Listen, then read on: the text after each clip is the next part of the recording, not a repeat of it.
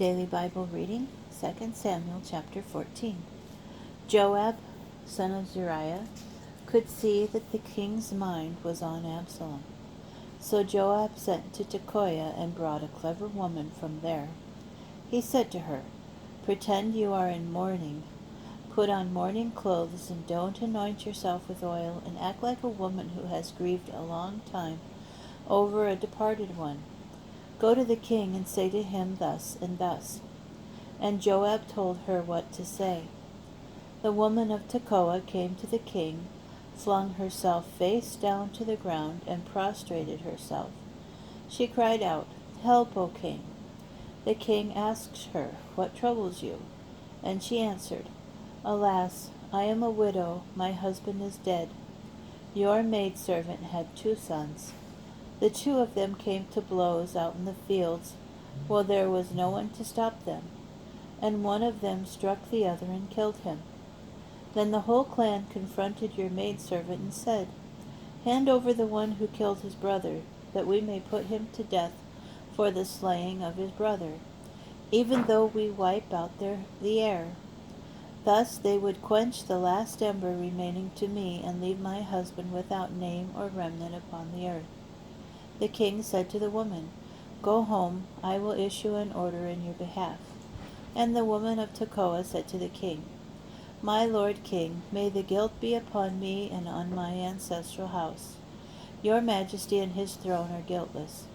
The king said, "If anyone says anything more to you, have him brought to me, and he will never trouble you again." She replied, "Let your majesty be mindful of the Lord your God, and restrain the blood avenger bent on destruction, so that my son may not be killed." And he said, "As the Lord lives, not a hair of your son shall fall to the ground." Then the woman said, "Please let your maidservant say another word to my lord the king." "Speak on," said the king. And the woman said, "Why then have you planned the like against God's people, in making this pronouncement?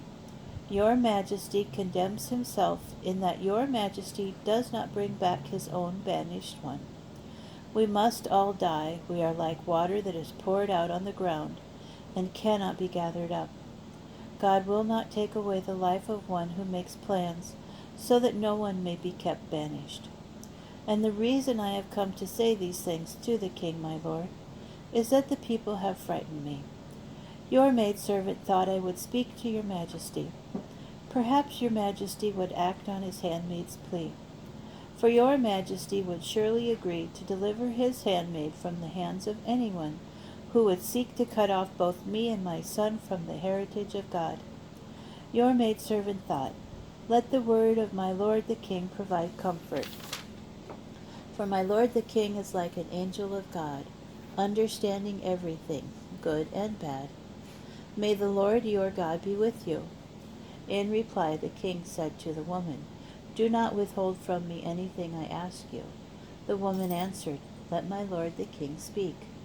The king asked, "Is Joab in league with you in all this?" The woman replied, "As you live, my lord the king, it is just as my lord the king says. Yes, your servant Joab was the one who instructed me, and it was he who told your maidservant everything she was to say. It was to conceal the real purpose of the matter that your servant Joab did this thing.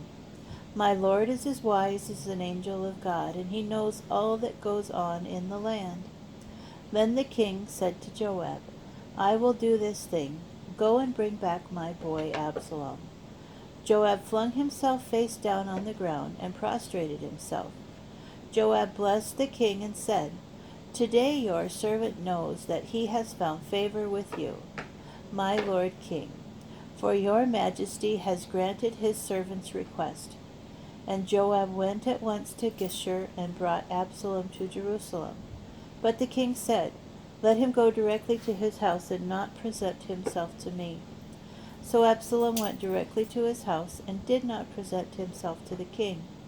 No one in all Israel was so admired for his beauty as Absalom. From the sole of his foot to the crown of his head he was without blemish. When he cut his hair, he had to have it cut every year, for it grew too heavy for him. The hair of his head weighed 200 shekels by the royal weight. Absalom had 3 sons and a daughter whose name was Tamar. She was a beautiful woman. Absalom lived in Jerusalem 2 years without appearing before the king. Then Absalom sent for Joab in order to send him to the king, but Joab would not come to him. He sent for him a second time, but he would not come. So Absalom said to his servants, "Look, Joab's field is next to mine, and he has barley there. Go set it on fire." And Absalom's servants set the field on fire. Joab came at once to Absalom's house and said to him, "Why did your servants set fire to my field?" Absalom replied to Joab, "I sent for you to come here. I wanted to send you to the king to say on my behalf, 'Why did I leave Geshur? I would be better off if I were still there.' Now let me appear before the king, and if I am guilty of anything, let him put me to death." Joab went to the king and reported to him, whereupon he summoned Absalom. He came to the king and flung himself face down to the ground before the king, and the king kissed Absalom.